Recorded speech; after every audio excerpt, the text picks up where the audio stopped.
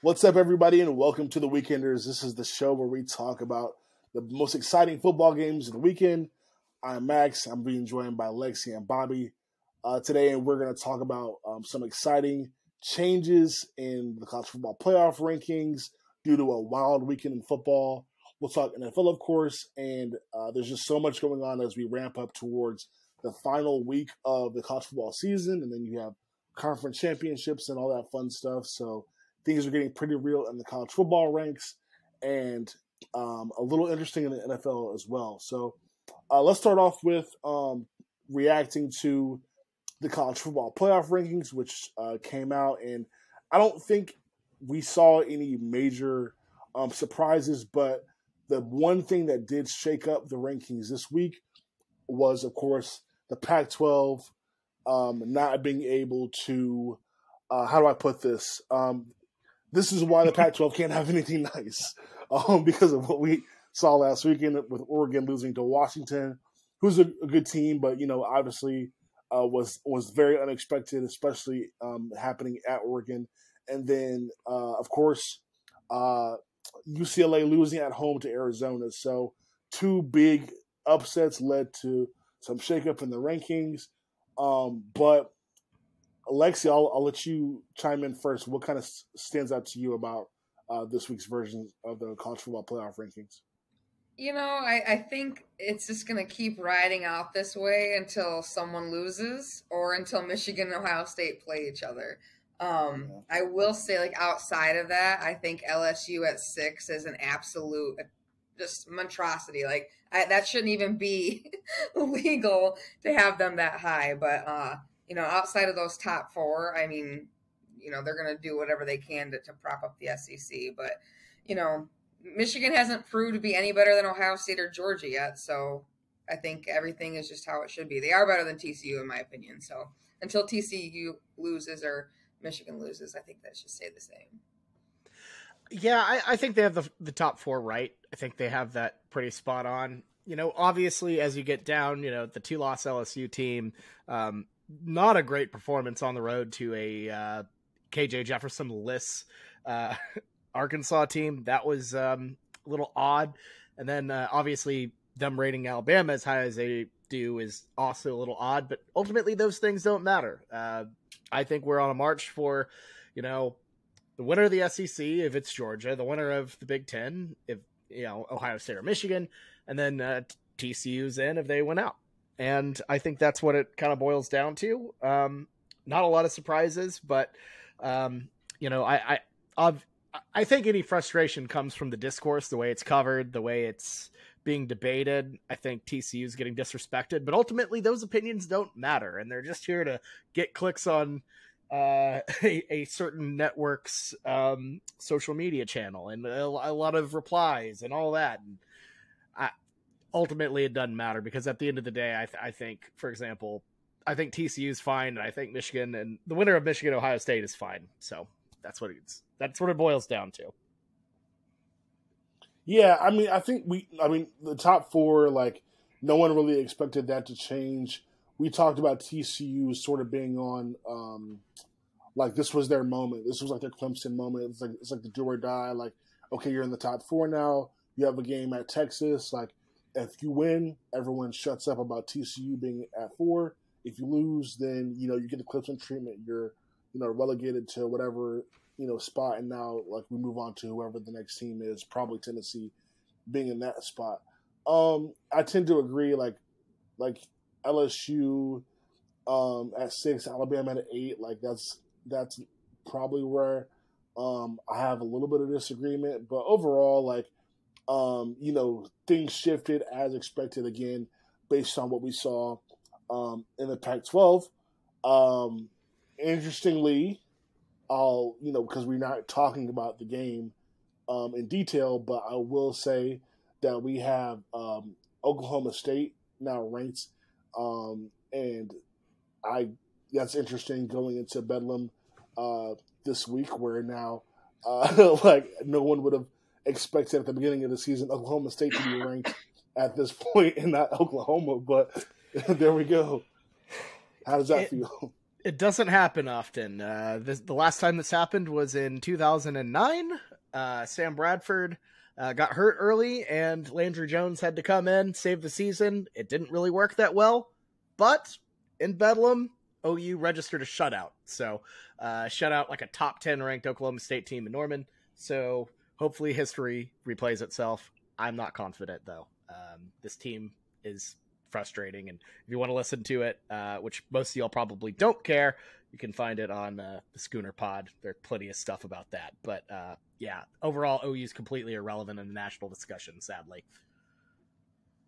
Yeah, and I guess one more thing that I want to get your guys' opinion on. I mean, right now a lot of people are talking about, it's still early, so a lot of people are talking about certain scenarios. I mean,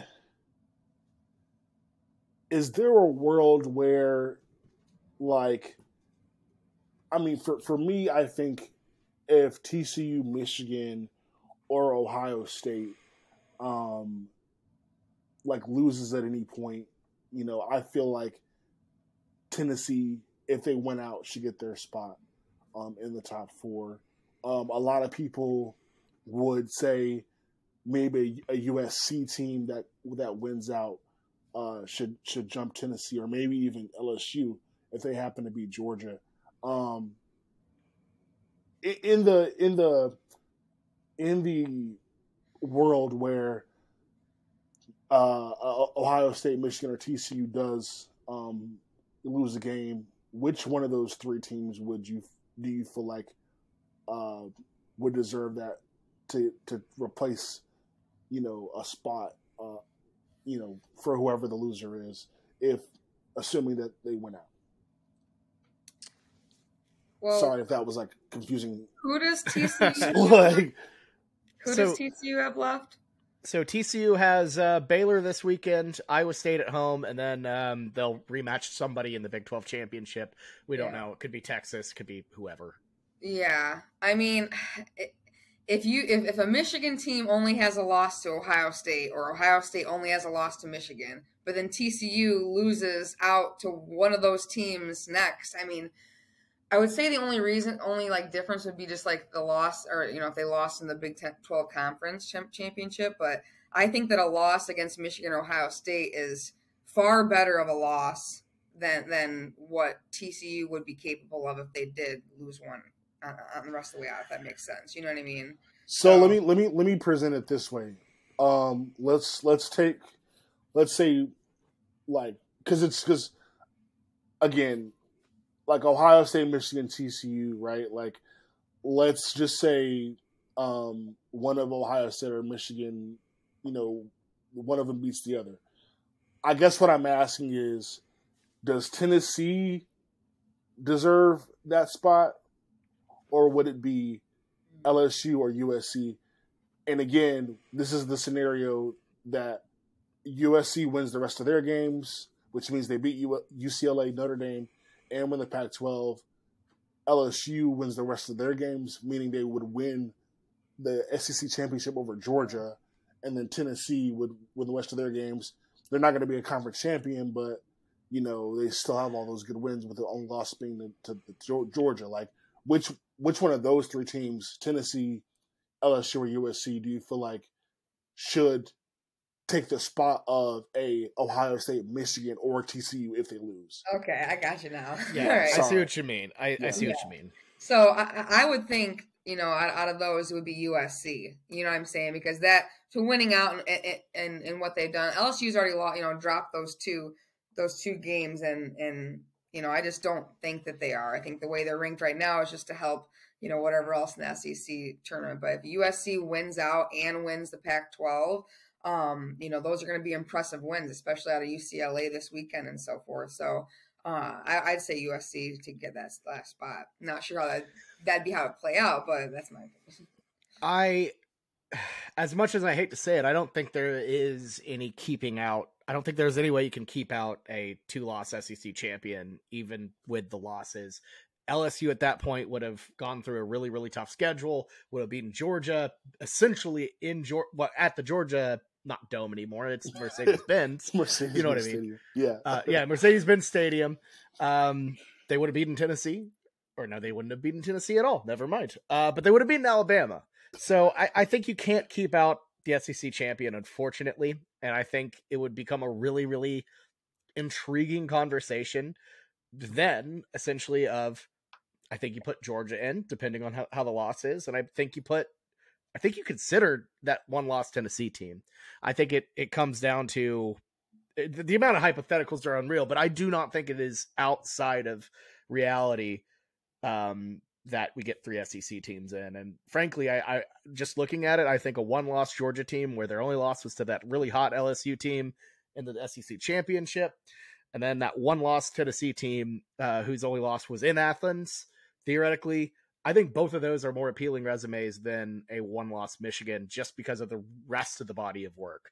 And granted, it depends on how the game goes, I don't know. Like, if Michigan gets blown out at the shoe, then yeah, for sure. If it's a close game, then it's, I think, a closer debate. But right now, where I see it, I think the 2 SEC teams, hypothetical one losses, and then obviously the 2-loss SEC champion might have better resumes at that point. But it's tricky. It is tricky. And ultimately, thankfully, we're going to have a 12-team playoff where we don't have to have these tough conversations. That's just like what I can't wait for, because it's just not fair. It just like, you even think about like a one-loss Georgia team, and they lose the one loss to LSU, who already had 2 losses, but then Michigan loses to Ohio State. Let's say Ohio State loses to Michigan. I mean, that's like a better loss than against LSU, So it's so SEC ridden, and I hate it. So I just cannot wait for this expansion. But we gotta talk about what we can. So. Yeah. They'll find a way to stick Alabama in there too, just make it an SEC invitational. But no, in terms, I will say, I don't think USC really, they need some dominoes to fall, I think, in order to slip into this thing. I think a one-loss TCU is more appealing than them at that point, especially if they win the Big 12. Just based off strength of record. They're actually right now, I believe, I can't remember the I sound like an idiot here because I don't remember the specific stats here, but I promise you there's a tweet. They currently have the strongest strength of record and strength of schedule in the college football, believe it or not, which is kind of wild. So yeah, I have it right in front of me here for you, Bobby. Don't worry. Thank you. I am your proverbial man in the chair. But no, yeah. So TCU does have the strongest strength of record. Yeah, of the like top 4 in FBS. Strongest strength of record and strength of schedule. I'm sorry. Yeah.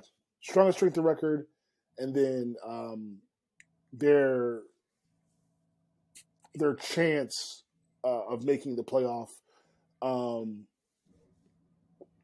It's actually pretty low, but anyway. But yeah, still, so yeah, it shouldn't be though. Yeah, which is wild. Yeah, it's crazy, but it's based on the Sagarin poll, by the way, and ESPN, both pretty legitimate. Sagarin used to be part of the computer makeup of the BCS. So yeah.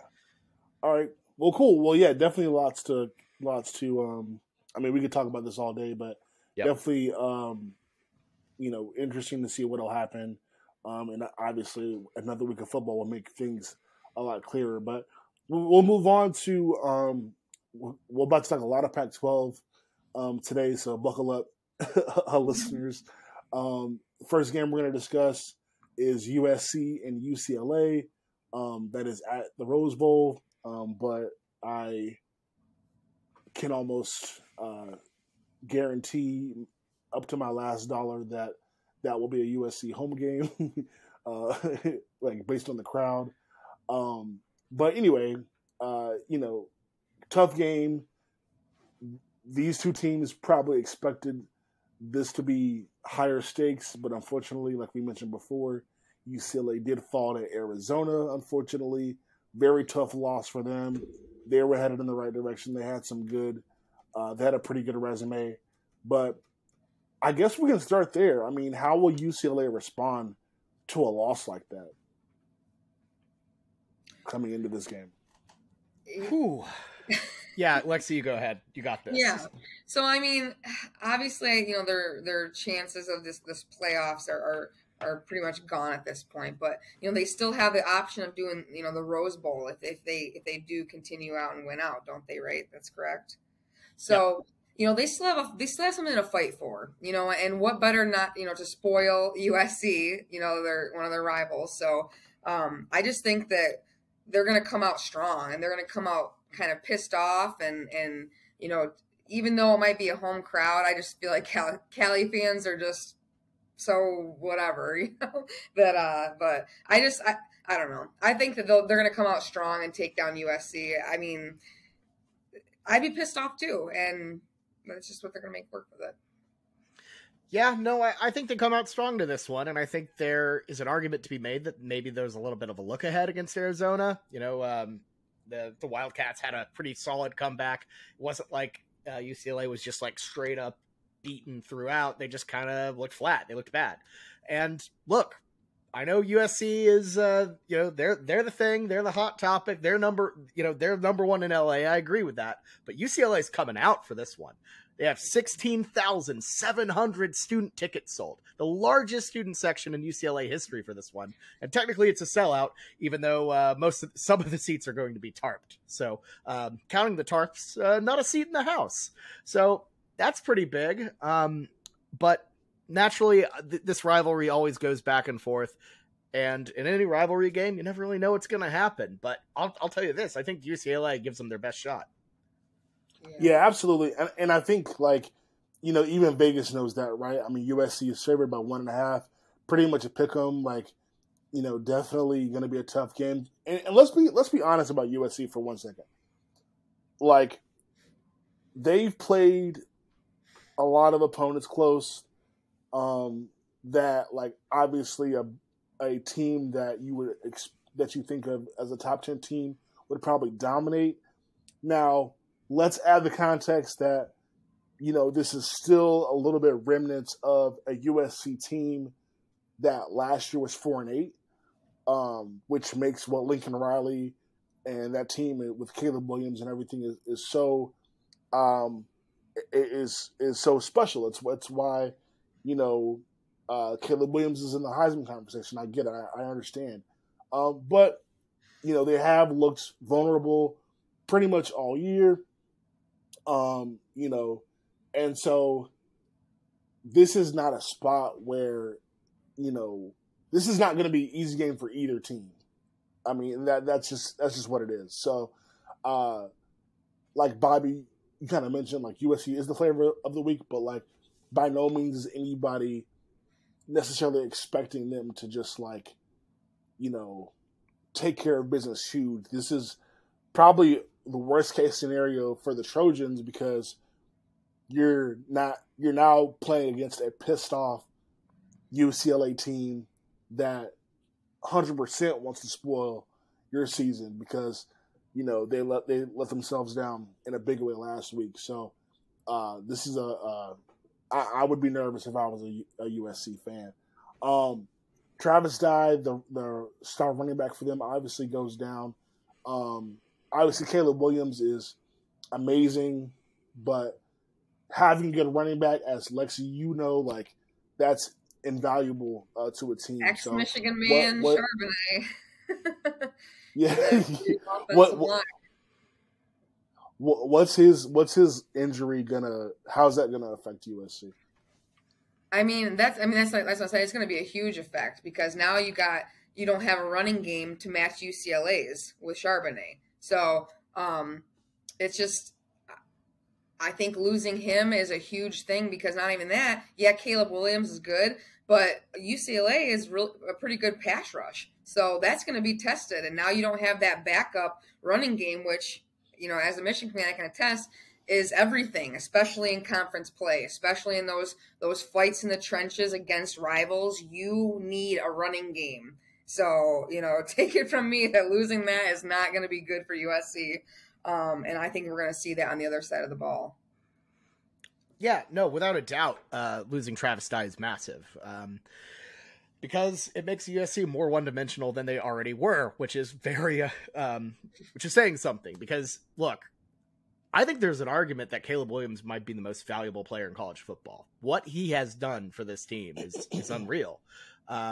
He papers over so many of your issues with his ability to make plays, with his ability to extend a play, and he's really good. I've always said that he is very, very good.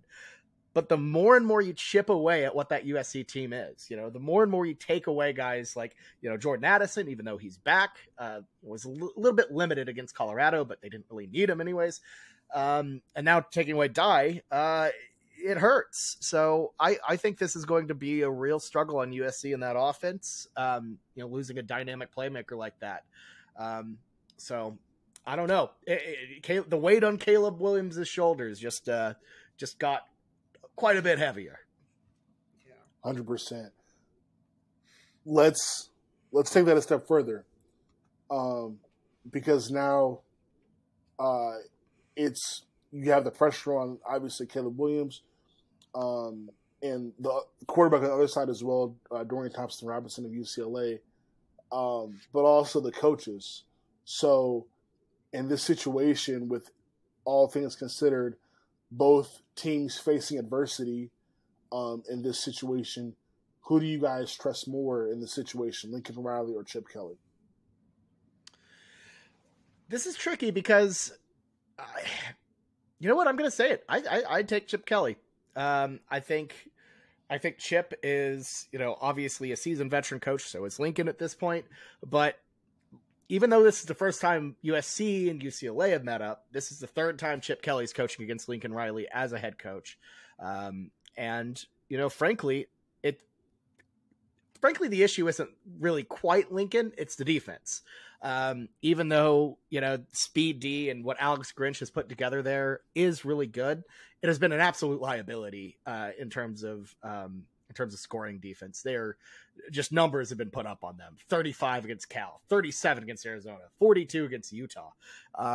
And frankly, Chip Kelly is a better offensive mastermind than any of those guys, whoever's at those staffs. So if USC cannot turn the ball over, if they cannot generate turnovers, it's going to be a massive issue for them. So frankly, I trust Chip Kelly to outfox Lincoln's defensive coordinator and that defensive scheme. In terms of what Lincoln can put up on a USC or UCLA defense, I'm not really concerned about that. I think Caleb is going to get his pound of flesh. But in terms of coaching, you know what? I'm gonna go Chip. I'm gonna go Chip. Lexi, we know how talented Caleb Williams is, but Dorian Thompson-Robinson is very talented. He was in the Heisman conversation as well for a long time in the season, and he's extremely experienced. So, again, with the adversity on both sides, the stakes what they are, who do you trust more in this situation, Caleb or DTR? Bobby said, Caleb is a great player, but in a game that I think that is going to need to be won in the trenches and in it, I'm going to trust that veteran who has the experience with this team. I'm also going to trust Chip Kelly because he's got these guys bought in. So they dropped one to Arizona and kind of slipped up, but they've been a really tight knit team all year. So I'm taking that and the fact that, you got a veteran in him. So definitely over Caleb. But I think Caleb will make those flashy moves and keep USC in this as long as they can. But, I'm taking the experience in this one. Yeah. So, yeah, like we said, USC is -1.5, over under 75. I love UCLA in this spot. I just think, again, the Trojans just got a bad – just sometimes it's not necessarily the team, it's when you play them. And I think, this is just a bad time to play a team like UCLA with Chip Kelly and the way he coaches that team, the experience of DTR. You're missing Travis Dye. It's just too much, I think, for this USC team who's played well but played on the fringes. I think it's too much. I think I'm going to take UCLA. What about you guys? Yeah, Lexi, I've I'll got let you go first. UCLA. Yeah, I got UCLA in this. I think that, like I said, the running game's going to go off. The pissed off, veteran quarterback Chip Kelly. It's all in the cards for UCLA this weekend. Yeah, I like the Bruins here as well. I think they're more dynamic than USC. I think they're more complete than USC, and especially with USC and their injury issues, I think this thing could get ugly. Maybe not too ugly, but I don't know. I could see this being the final thing that kind of pulls the house of cards out on this USC team. Yeah. One more note, and then we'll move on. USC has been extremely lucky with turnovers. They lead the nation in turnover differential at plus 18, which is absolutely insane. I think a lot of that is just things going in their favor, and so we'll see if turnovers become the wild card, we'll say, in this game. But USC really lucky with turnovers this year. So let's move on to the next Pac-12 game we're going to talk about, and it's Utah at Oregon. Top 12 matchup, Utah at 10, Oregon at 12. Again, maybe not the situation that both teams felt like they would be in coming into this game. So let's touch on that. I mean, whose loss was more disappointing? Utah losing to Florida, knowing what Florida is now, or Oregon losing to Washington last week? I think it has to be Oregon losing to Washington at home. Well, first of all, like I said, it was at home at Autzen Stadium. That's not a game you're supposed to lose. And especially with how they've been trending, it's wild. At least with Utah and Florida, it's a road game. The Swamp is as intimidating as it gets. Quite possibly the opposite of playing at home in Autzen. And it's game one. You don't really know what you're going to see. It takes a little bit of time to, warm everything up. I don't think anyone's really at their best in game one for the most part. So, yeah, without a doubt, it's that really bad Washington loss for Oregon. Yeah, I mean, and this is just because this is so late in the season where that loss happened, in the beginning when kind of, you're trying to still figure out everything. So this Oregon team had things figured out. They were doing good. And yeah, this is definitely the more disappointing loss. Yeah, for sure. I mean, Washington is a good team. They are ranked. They've been sort of in the mix all year. I think they had a weird loss as well earlier in the year that sort of took them off track. Michael Penix Jr. has been playing well all season. I don't think this is necessarily that bad of an upset for Oregon. I think Florida, just as bad as they've been, Utah's got to be kicking themselves and wishing they had won that game. But yeah, I mean, yeah, Oregon had all the momentum, came down to just a few plays in the end. That's got to sting for them. So Utah's coming in playing pretty good defense. We know what Oregon's offense is. Bo Nix, for the most part, has kind of revitalized his career and played well. But which unit do you guys think will have the edge in this game? The defense of Utah traveling, or Oregon's offense?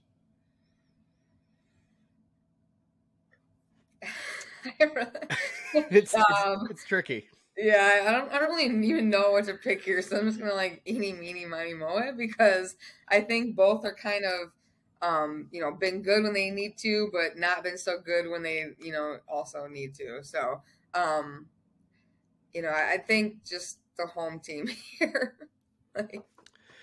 It's tricky because we still haven't really seen bad Bo Nix, but he's been iffy.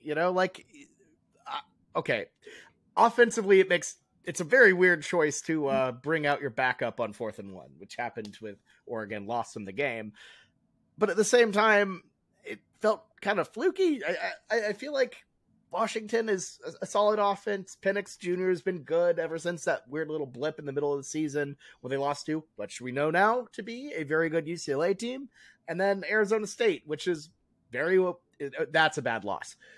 So I don't I think you are right on that point you made earlier, Max. That upset isn't as horrible as it looks, but at the same time, defensively, can Oregon kind of stop? Can they do enough to stop Utah to win this game? And I think they kind of can. Utah's offense has been a disappointment for me. Cam Rising isn't as good. Utah defense is pretty solid. Don't get me wrong, but Bo Nix, I think is going to torch them. We've seen it in previous games when they've gone up against highly powered offenses. Utah, for example, facing UCLA, got torched. Facing USC, got torched, but won. And I think they'll get torched again against an Oregon team that, like UCLA this week, is pretty pissed off. Yeah, it's definitely a strength-on-strength matchup. Like Oregon leading the Pac-12 in yards, but Utah leading the Pac-12 in yards allowed. I think it's really tough for defense to travel, especially in college football. So this is just a spot where if it's at Utah, maybe you have a little bit more faith in Utah's defense to stand up. You made a great point, though, about how they have allowed some high-powered offense they've allowed some high-powered offenses to just, dominate them. But, at home, Oregon also is pissed off. They should feel pretty comfortable. And I would give the edge to Oregon's offense in the situation. They're favored by 3, though, so definitely we're expecting a close game. Vegas is expecting a close game. Over under 62. Who do you guys think comes out with a victory? I'll just quickly go ahead and give my answer. I think it's going to be Oregon. I like Oregon in a bounce back as well. Yeah, I'm right there with you. The same type of UCLA thing, like pissed off about something lost. I'm going into this, going to win it. 100%. Let's move on to the next game. This is a critical Big Ten matchup. Illinois at Michigan. Now, this one's interesting because I looked at Illinois, Michigan, and I looked at Ohio State at Maryland, and I think those are both. I think those can be trap games for Michigan and Ohio State, mainly because both teams have to avoid looking ahead to the next week, which is obviously their game. But you also have a very good Illinois team who's been ranked for most of this year, coming into Michigan, who playing great defense. And then with Ohio State, you're going on the road to Maryland, which has been pretty frisky as well. So I picked Illinois, Michigan because I think the stakes are a bit higher with the Big Ten West trying to figure out who will go to the championship. If Michigan takes care of business, this could be a preview of the Big Ten championship. So let's get into it. Trap game, pack watch game, whatever you want to call it. Lexi, give us the scoop. Is this a trap game from Michigan to you? So I know Illinois has a great ranked defense, but let's be real, they also play the Big Ten West, which is one of the worst conferences in football. So that doesn't worry me. Yes, we can't be looking ahead. Michigan can't be looking ahead, but I just see this being as similar to Nebraska. I'm going to be honest. I just watched Illinois lose to Michigan State. So, forgive me for not thinking that they're an elite squad anymore. And I think Michigan's just past this point now, culturally, and just mentally and physically, of not shooting themselves in the foot for these petty games like this. They're going to take care of business. It's at home. It's senior day. Last home game of the season. I think that this is just going to be a very vanilla offense blowout, but it's padding those stats for Blake Corum's Heisman, so that's what it's going to be. Yeah, I wouldn't. The way I put it is, it's a trap game, but for the spread. Because I don't think Michigan will cover 18 here. I think they're good enough to cover 18. I just don't see it this time. Because Illinois likes to muck it up. But at the same time, I don't really see them winning this game at all. The past 2 weeks have been brutal. Their losses to Michigan State and Purdue. I don't see them making this a serious competition. But I also don't see Michigan really wanting to, do anything more than they need to do, and they just kind of wrap a bow on this one and move on to the game. So that's kind of my thoughts on it. Is Chase Brown was out, so I don't know if he is going to be back. So if their main running back is going to be out too, maybe expect that spread to be hit. But it looks like he's trending in the right direction, but it's still not solid on if he's going to play on Saturday. Yeah. So obviously that's a massive deal for them, but I don't think that's I think that obviously would help Illinois a lot, but I just really it's an uphill battle against this Michigan team for really anybody in the Big Ten West or anybody not named Ohio State. So I'll say especially this especially at the Big House. Yeah, I'll say this for the trap game thing. Like, this is at Michigan, and I think if Michigan, the best interest for Michigan is like make this game be over as quickly as possible. Like, go into halftime like up 3 touchdowns or something. Like, don't like. That's not how hardball works, Max. I wish it was, but it's not, and it drives me crazy. Like, run up the score. Go for the jugular. Yeah. This feels very Maryland-y. I don't know. He's too humble about it. It's like, damn it, put your foot on their neck and don't let up. That's funny. Yeah, this has to be one where I feel like they just, try to make it, try to get as like, don't let Illinois hang around. I think the quicker you can sort of,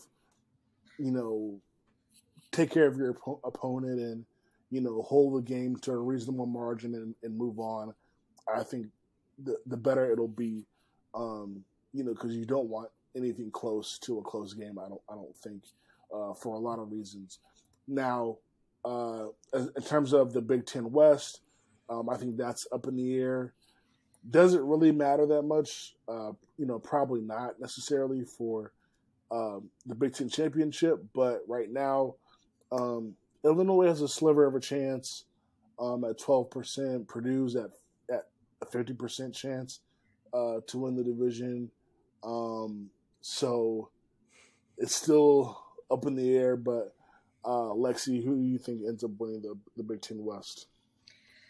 I think it's going to be Illinois just because everyone else is not good by any means. And they've been up and down. I thought Purdue was for sure going to be coming through this conference this year, and they just totally shit the bed too. So, I don't know if it's a draw, whoever it's going to be, but it's more than likely going to be Illinois, and it'll be a blowout to whoever plays them from the East in the Big Ten championship.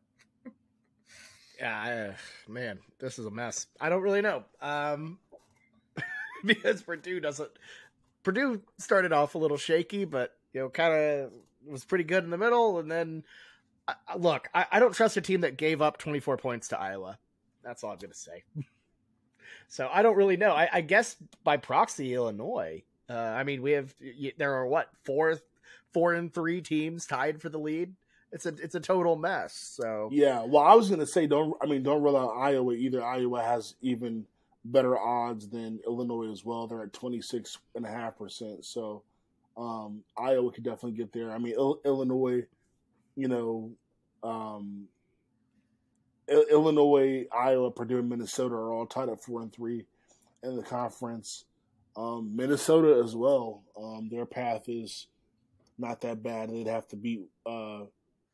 They have to beat Iowa and Wisconsin at home, and then Wisconsin. So, and then Iowa has Minnesota, Nebraska, Illinois has Michigan, and then Northwestern. So I don't know.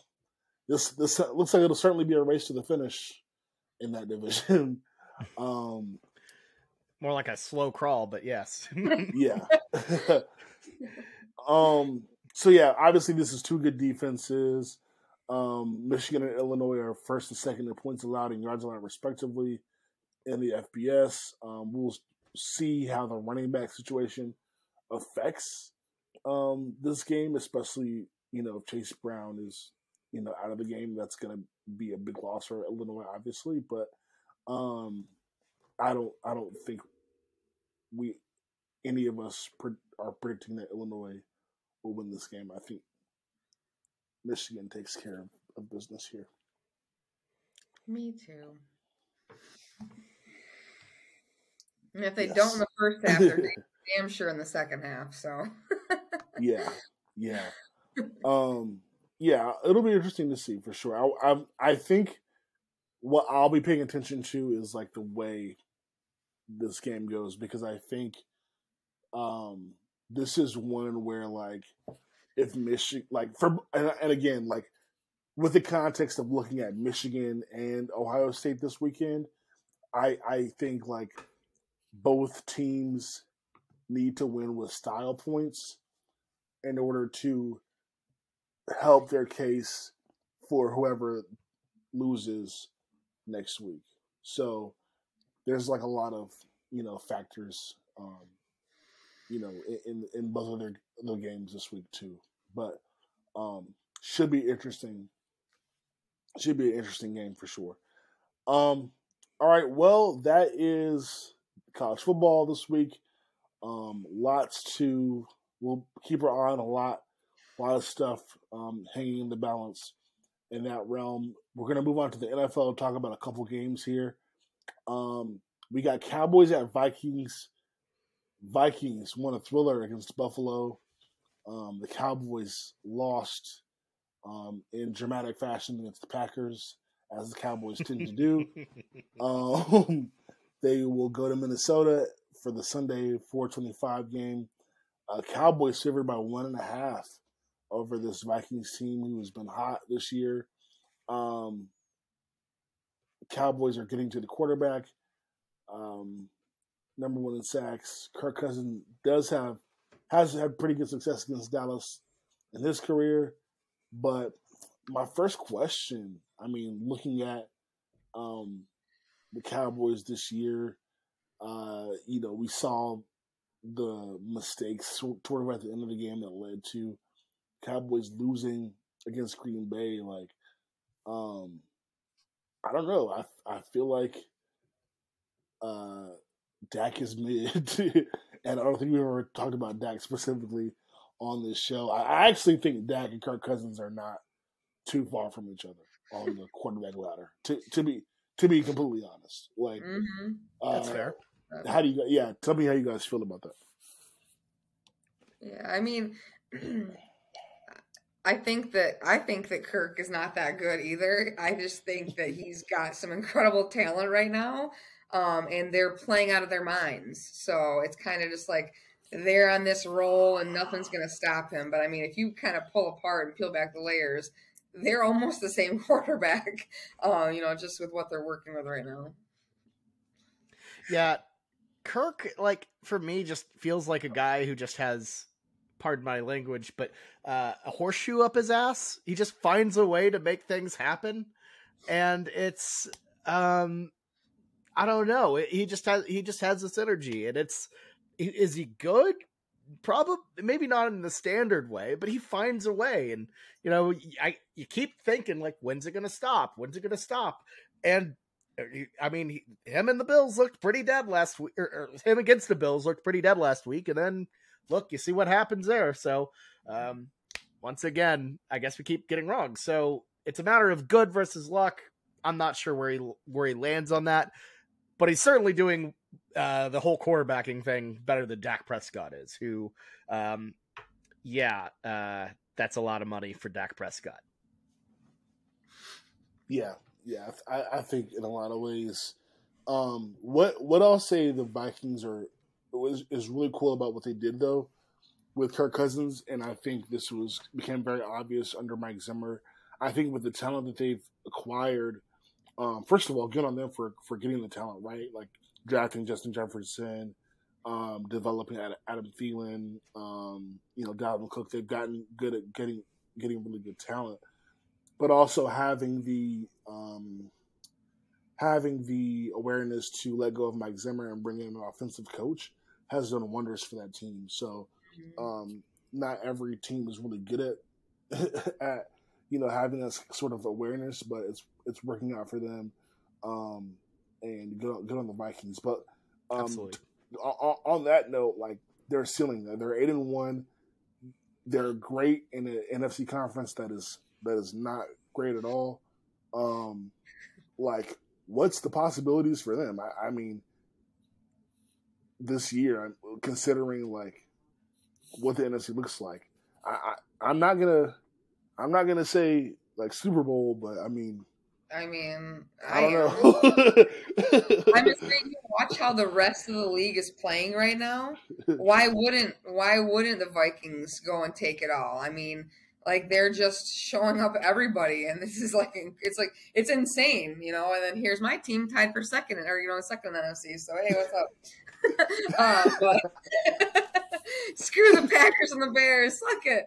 But yeah, no, Vikings are just like, I mean, if they continue this, how kind of mediocre I've watched all the other games of the NFL this season, there's just nothing in my mind that says, oh, there's no way the Vikings aren't going to make it.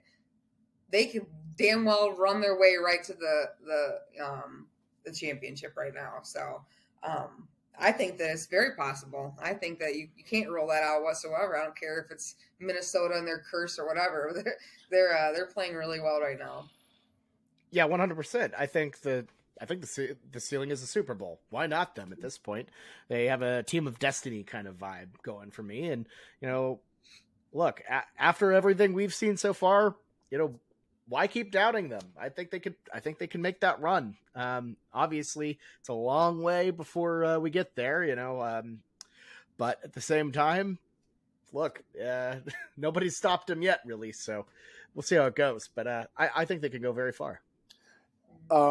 Yeah, I mean, Justin Jefferson catch of the year, like things are really like it looks fake.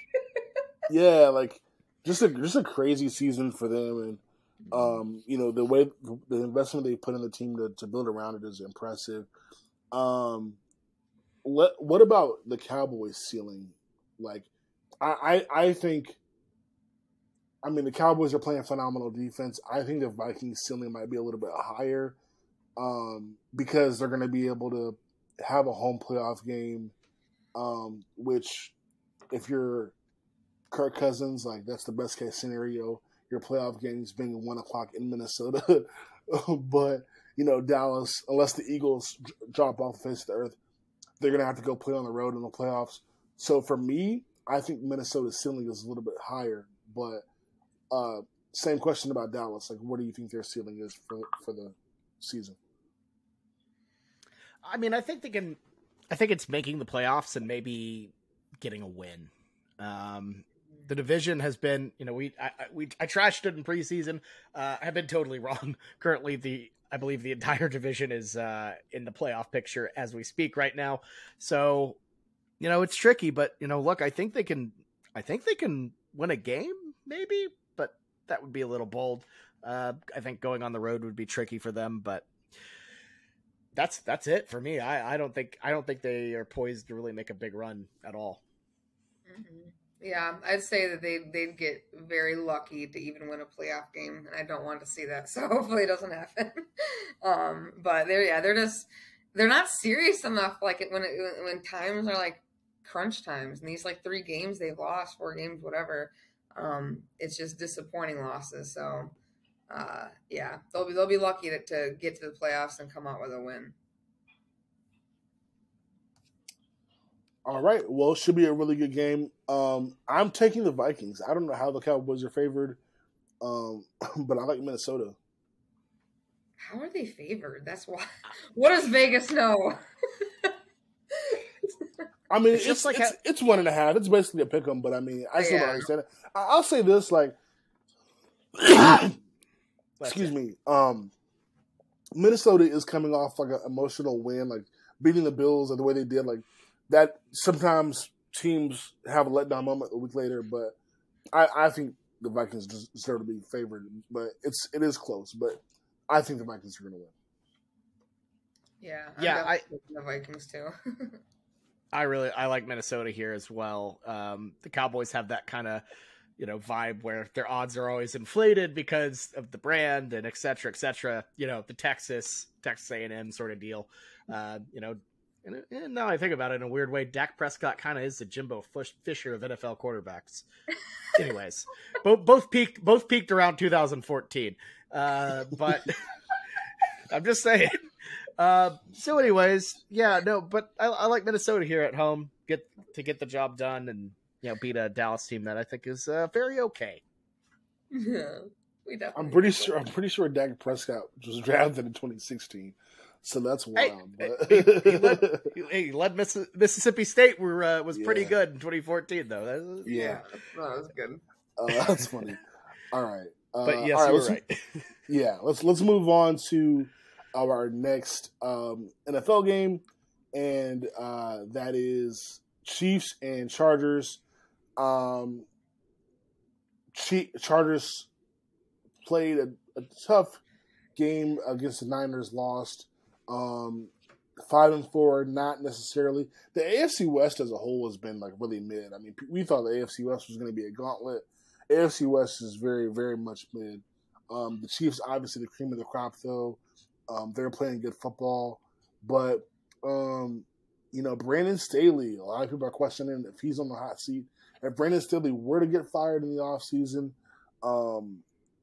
that would mean Justin Herbert would be on his third coach since he's been drafted. So not necessarily great, but we'll see how the rest of the season goes. But, I mean, the Chargers, granted, they've had a lot of injuries, but, just kind of like feeling like the team has been a bit of a disappointment. Right now, sitting at 5-4, facing a tough Chiefs team. Like, do you guys think Brandon Staley should be on the hot seat?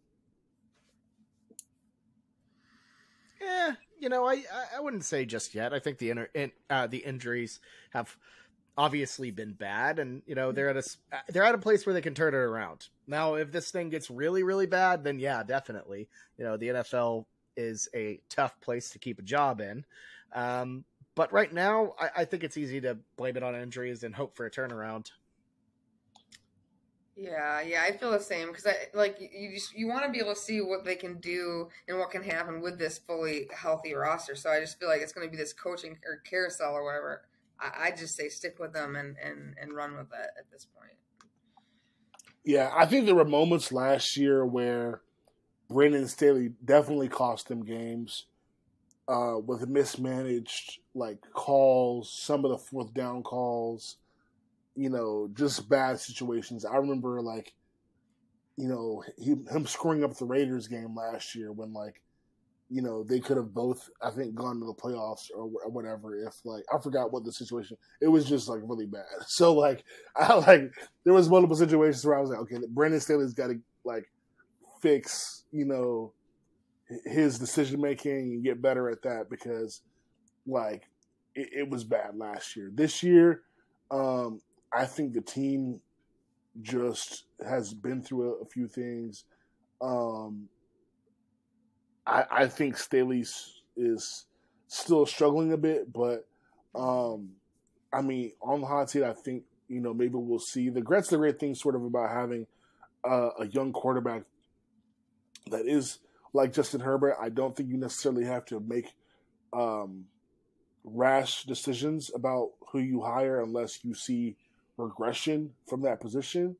But at the same time, third season, you're watching guys like Tua excel. You're watching, who else was in that draft class? I forget. It's escaping me. Joe Burrow, same draft class. Obviously, he's been to the Super Bowl. So, you think a guy like Justin Herbert may be the best of all of them, and he hasn't seen the playoffs yet. So I think if they miss the playoffs, they're going to have some tough conversations in that building. But, all is not lost in terms of making the playoffs. It's just going to be tough. But, obviously, beating the Chiefs will turn a lot of things around and change a lot of people's opinions if they are considering parting ways. If they are considering parting ways with Brandon Staley. Now, the Chiefs are favored by 6.5. Chargers 5-4 versus the spread. I feel like coming off of that San Francisco loss, we kind of saw the Chargers just aren't necessarily as in sync as we've seen the Chiefs, obviously have been this year, even with the loss of Tyreek Hill. But I will say this: that Titans game the Chiefs played a couple weeks ago was really weird. Like how it was like a close game for most of it, and then I think in overtime, Mahomes was just like, all right, let me win this game. So if they play one of those games, I feel like, I could see a situation where Justin Herbert can make some plays and win the game. But I don't know. I personally would pick the Chiefs for this game just because I don't really trust the Chargers offense right now. Something isn't right. I think they, have some work to do as the season goes along before they can hang with the Chiefs. And we all know, and sorry to interrupt you, but I just wanted to also add, we all know Chargers home games aren't really Chargers home games, so that doesn't help them either. So, yeah, especially with a fan base like Kansas City's, that is basically Arrowhead West. And really, that stadium is insert original, road team stadium's name, West, because it's that bad. So Kansas City usually does take these games over, and they, I believe, have a pretty good record on the road in Los Angeles whenever they play the Chargers. I am just kind of putting that off the top of my head, but I feel like I always see Mahomes do a lot of magic out there. And I think it's going to roll over here. I think KC gets a win on the road. They've just kind of been rolling. They've been winning. Obviously had that weird kind of crappy loss to the Colts on the road, but other than that, they lost to the Bills straight up, who are a very good team, and I think they're going to roll through and get a win against a team they're very, very familiar with. So give me KC. Spread a little bit trickier though. Yeah, I'm definitely taking KC here. Chargers have just been, sucked all year, and I just can't even take it ahead and her on my fantasy, because it just sucks. But yeah, I'm taking definitely taking whatever. I'm sorry, I have a headache right now, but I'm definitely taking Kansas. I'm definitely taking Kansas City in this win. All right, fantastic.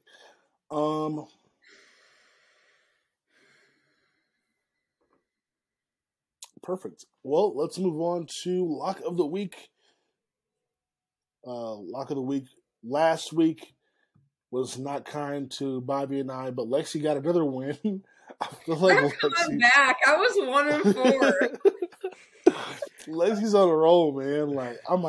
I keep looking back at the Lock of the Week, and I'm like, man, Lexi is really making some smart choices. All you did the past 2 weeks is bet the other team to cover against Alabama on the road, which is a fading Bama.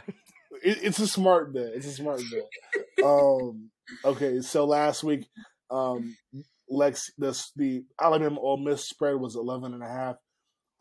Lexi did win by taking Ole Miss plus 11.5. Bobby had Bills minus 3.5. Obviously, that was an L with the Vikings win, and then I had TCU at Texas over 65. That could not have been more or under. I don't even know. It was probably 20. Was the total for that game? That was embarrassing. I actually should have taken the UNC Wake Forest under. That would have actually hit. But yeah, that was the L for me. But Lexi's got the win, so we'll let you go first with your lock of this week. Yeah, so there's a lot of, almost pick 'em type of things, and I'm not going to be betting on Michigan because I don't want to jinx nothing. So I'm going to take Vikings outright. Vikings outright beat the Cowboys. That's a great pick. And, that's the spoils of winning. Be able to go, get that good line, off the top. I'm going to go with the Kansas City minus 6.5 here. The Chiefs have done me well in the past. And not only that, but remember when I just spouted off that stat about how good KC is in LA against the Chargers? They've never lost in Los Angeles against the Chargers. In fact, the last time they lost, probably was in San Diego. I went back and I lost track, and I went deep enough where they were still at Qualcomm. So I would say that Kansas City on the road in Los Angeles against the Chargers, pretty good track record there. If the last loss was at a stadium in a different city that no longer exists. So give me KC minus 6.5. Yeah, that's a pretty good one. I was gonna take Vikings to win outright as well, but that's the benefit of winning. Lexi beat me to it, which is all good though. Lots of other great bets to choose from. I like the Vikings a lot. No, I'm gonna take the over on the 42 of Michigan and Illinois. For me, I could see it being a defensive game, but I just think Michigan has the ability to just score. Yeah, Michigan's ability to score, I think, will put this over. Now, the question is, how much is Illinois going to score? Which makes, I think, the over under at 42 makes sense. But Illinois is tough. Michigan, I feel like could either score a bunch of points and make this, a huge blowout where they score more than 42, or 40 or something, or 35, and Illinois scores 10, or it's a closer game than we think and a high score game than we think. So, out of all the other possible bets on the table, I think the over for the Michigan-Illinois game is probably the best. I think I had like 42-7, so hopefully that hits for you. Yeah, absolutely. I appreciate it. Well, appreciate everyone for listening. It's been a really fun show. Love to talk about football each week with you guys. We'll see you next week for some rivalry game talk. Really, really good, exciting show. And my heart is at anxiety 100. So. Yeah, lots of big stuff coming. But appreciate everyone for listening. We'll see you next time. Y'all take it easy. This has been the Weekenders.